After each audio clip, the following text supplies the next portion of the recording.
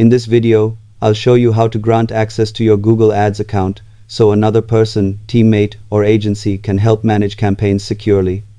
Start by signing in to your Google Ads account and clicking the Tools and Settings icon at the top of the dashboard. Under the Setup section, select Access and Security, which is where you control user permissions for the account. In the Users tab, click the plus button to invite a new user. Enter the email address of the person you want to grant access to, making sure it's a valid Google account. Next, choose the appropriate access level, such as admin, standard, read-only, or email-only, depending on what actions the person needs to perform. It's generally best to give the lowest level of access required for their role.